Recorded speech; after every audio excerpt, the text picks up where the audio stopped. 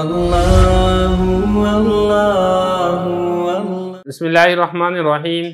ہدایت النحو کا چوتھا باب ہے منصوب کی اقسام، اس کا سبق نمبر 3 ہے۔ گزشتہ سبق کے اندر ہم نے مفعول مطلق کے متعلق تفصیل پڑھ لی تھی۔ آج کے سبق کے اندر مفعول مطلق کے جو باقی احکام ہیں ہم وہ پڑھیں گے۔ عبارت دیکھ لیں، ترجمہ کریں گے، پھر آخر میں اس کی تشریح کرتے ہیں۔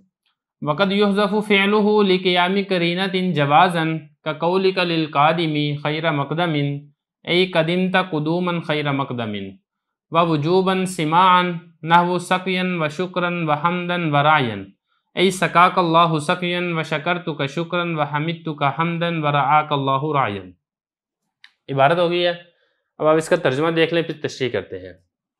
حضرت فرما رہے ہیں کہ کبھی کبھی مفعول مطلق کے فعل کو حذف کر دیا جاتا ہے قرینہ کی وجہ سے، قرینہ کے پائے جانے کی وجہ سے جوازی طور پر، جیسا کہ تیرا قول ہے آنے والے کے لیے خیر مقدمن، مطلب یہ ہے قدمت قدوما خیر مقدمن۔ اور وجوبی طور پر بھی حذف کر دیا جاتا ہے سماعی طور پر، جیسا کہ سقین شکرن حمدن رائن، یعنی کہ سقاک اللہ سقین شکرتک شکرن حمدتک حمدن رعاک اللہ رائن۔ یہ مثالوں کا ترجمہ نہیں کیا کیونکہ مثالوں کو اسی طریقے سے ذکر کیا جاتا ہے۔ جب ہم اس کی تشریح کریں گے پھر ہم انشاءاللہ اس کا ترجمہ بھی کر دیں گے۔ تو یہاں تک ترجمہ بھی ہو چکا ہے، عبارت بھی ہم نے پڑھ لیا، اب چلتے ہیں اس کی تشریح کی طرف۔ دیکھیں حضرت یہاں پر یہ فرما رہے ہیں، دو مسئلے بیان کیے ہیں۔ ایک مسئلہ تو حضرت نے یہاں پر یہ بیان کیا کہ مفعول مطلق کے فعل کو کبھی کبھار حذف کر دیا جاتا ہے۔ اب وہ جو حذف کیا جاتا ہے اس کی دو صورتیں ہوتی ہیں۔ ایک صورت تو یہ ہوتی ہے کہ کوئی قرینہ پایا جاتا ہے، اور دوسری صورت اس کی یہ ہوتی ہے کہ ہم نے عربوں سے اس طریقے سے ہی سنا ہے کہ عرب لوگ اس کو اسی طرح حذف کر دیا کرتے تھے، تو لہذا ہم بھی حذف کر دیتے ہیں۔ وہ کون سی باتیں ہیں وہ یہاں پہ دیکھ لیتے ہیں۔ سب سے پہلی بات تو آپ یہ سمجھیں قرینہ کیسا پایا جاتا ہے۔ دیکھیں قرینے کی دو قسمیں ہوتی ہیں، ایک ہوتا ہے قرینہ حالیہ، دوسرا ہوتا ہے قرینہ مقالیہ۔ قرینہ حالیہ یہ کہ جو حالت ہے، چاہے وہ بولنے والے کی حالت ہے یا سننے والے کی حالت ہے، مخاطب کی حالت ہے، وہ ایک حالت دلالت کر رہی ہوتی ہے کہ یہاں پہ کوئی نہ کوئی فعل محذوف ہے، تو یہ حالت، یہ قرینہ حالیہ یہ دلالت کر رہا ہوتا ہے فعل کے حذف کرنے پر، لہذا فعل کو حذف کر کے صرف مفعول مطلق کو ذکر کر دیا جاتا ہے۔ اس کی مثال کیا ہے؟ جیسا کہ کوئی شخص سفر سے آئے آپ کے پاس مہمان بن کے، تو آپ اس کا خیر مقدم کرتے ہیں۔ ہم اردو کے اندر بھی اس کو اسی طرح استعمال کرتے ہیں، جیسا کہ آپ نے سنا ہوگا، بولا بھی ہوگا، ہم آپ کا خیر مقدم کرتے ہیں۔ تو یہ عرب کے اندر بھی اسی طریقے سے آنے والے کو کہا جاتا تھا خیر مقدمن۔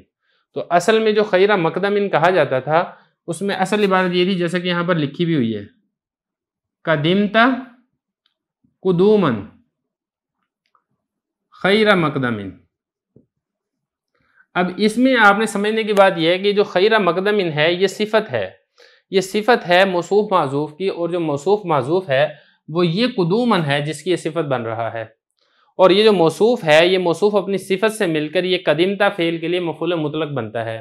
تو یہاں پہ چونکہ مخاطب کی ایک حالت دلالت کر رہی ہے تو قرینہ پایا جا رہا ہے، اس قرینے کی پائے جانے کی وجہ سے فعل کو بھی حذف کر دیا قدمتا کا، اور جو اس کا مفعول مطلق موصوف تھا اس کو بھی حذف کر دیا، صرف اور صرف اس کی صفت باقی رہنے دی گئی، اور اس طرح اس کو کہہ دیا گیا خیر مقدمین۔ لیکن آپ یہ سمجھیں کہ اس صورت کے اندر جب کوئی قرینہ حالیہ پایا جاتا ہے تو مفعول مطلق کو حذف کرنا واجب نہیں ہے بلکہ جائز ہے۔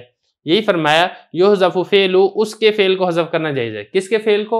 یہ جو ہو ضمیر ہے، یہ ہو ضمیر لوٹ رہی ہے مفعول مطلق کی طرف کہ مفعول مطلق کے فعل کو حذف کرنا جائز ہے قرینہ کے پائے جانے کی وجہ سے، جوازاً جوازی طور پر۔ یہ جو مثال ہے یہ مثال جوازی کی ہے، جیسا کہ تیرا قول آنے والے کے لیے خیر مقدمین ای قدمت قدومن خیر مقدمین۔ اچھا اس میں یہ جو ہے نا ووجوباً، یہ جو واو حرف عطف ہے، اس واو حرف عطف کے واسطے سے وجوباً کا عطف ہے اس جوازاً کے اوپر۔ تو مطلب عبارت یہ بنے گی کہ جو عبارت اس سے پہلے ہے نا جوازاً سے پہلے، یہ ساری کی ساری عبارت وجوباً سے پہلے بھی ہوگی۔ اب عبارت ایسے بنے گی قد یحذف فعلہ لقیام قرینۃ جوازاً قد یحذف فعلہ لقیام قرینۃ وجوباً۔ کبھی قرینہ کے پائے جانے کی وجہ سے مفعول مطلق کو جوازی طور پر حذف کیا جاتا ہے، اس کی مثال آ گئی، اور کبھی کبھی قرینہ کے پائے جانے کی وجہ سے مفعول مطلق کو وجوبی طور پر حذف کیا جاتا ہے۔ سمان، اب سمان کا کیا مطلب ہے؟ سمان کا مطلب یہ ہے کہ ہم نے عربوں سے اسی طرح ہی سنا ہے کہ عرب کے لوگ ان مثالوں میں مفعول مطلق کے فعل کو وجوبی طور پر حذف کر دیتے ہیں، باقی وہ کیوں حذف کرتے ہیں اس کا ہمیں نہیں پتہ۔ اگر کیوں کا پتہ چل جائے تو پھر یہ سمان نہیں ہوگا۔ سمان کا مطلب یہ ہے کہ اس کے لیے کوئی اصول، کوئی قاعدہ، کوئی کلیہ، کوئی قانون نہیں ہے، خلافی اصول، خلافی قاعدہ، خلافی قانون، اس کو حذف کر دیا جاتا ہے، اسی کو سمان کہا جاتا ہے۔ اب وہ کون سی مثالیں ہیں جہاں پر عرب کے لوگ مفعول مطلق کے فعل کو حذف کرتے ہیں؟ تو یہ 4 مثالیں، نمبر 1 سقین، نمبر 2 شکرن، نمبر 3 حمدن، اور نمبر 4 رعین۔ جیسا کہ کسی کو دعا دیتے تھے نا، سقاک اللہ سقین، اللہ تعالیٰ آپ کو سیراب کرے، سیراب کرنا، تو یہ نہیں کہتے تھے سقاک اللہ سقین، وہ کیسے کہتے تھے سقین، بس دعا میں صرف یہ مفعول مطلق کو ہی ذکر کرتے تھے، اس کا جو فعل ہے سقا اور کاف مفعول اور لفظ اللہ فاعل، یہ سارے کا سارا حذف کر دیتے تھے۔ اور اسی طرح عرب کے لوگ جب شکریہ کہتے تھے، جیسے تو ہم کہتے ہیں نا اردو کے اندر شکریہ، عرب کے لوگ بھی اسی طریقے سے شکریہ کہتے تھے، یہ نہیں کہتے تھے کہ میں آپ کا شکریہ ادا کرتا ہوں، تو یہ کہتے تھے شکرن، اصل میں یہ تھا شکرتو کا شکرن، تو شکرتو فعل، تو ضمیر فاعل، کاف ضمیر مفعول، یہ سارا حذف کر دیتے تھے۔ یا اسی طریقے سے کسی کی تعریف کرنی ہوتی تھی تو تعریف میں یہ نہیں کہتے تھے میں آپ کی تعریف کرتا ہوں، بلکہ کیا کہتے تھے حمدن، تو یہاں پر بھی یہ حمدتو کا حمدن تھا کہ میں آپ کی تعریف کرتا ہوں، تو حمدتو کو بھی حذف کر دیا فعل کو، تو ضمیر فاعل کو حذف کر دیا، کاف ضمیر مفعول کو حذف کر کے صرف مفعول مطلق حمدن کو ذکر کر دیتے تھے۔ اور اسی طرح رعین، اللہ تعالیٰ آپ کا خیال رکھے، اللہ تعالیٰ آپ کی رعایت کرے، تو یہاں پر بھی رعاک اللہ، یہ دعائیہ جملہ پورا حذف کر دیتے تھے، رعا فعل، کاف ضمیر مفعول، لفظ اللہ فاعل، اور صرف جو اس کا مفعول مطلق ہے رعین، اس کو ذکر کر دیا کرتے تھے۔ تو یہ 4 مقامات ہیں جہاں پر عرب کے لوگ وجوبی طور پر مفعول مطلق کو فعل کو حذف کیا کرتے ہیں۔ تو یہاں تک مفعول مطلق مکمل ہو چکا ہے، اب اس کے بعد اگلے سبق سے انشاءاللہ اگلا مفعول شروع کریں گے۔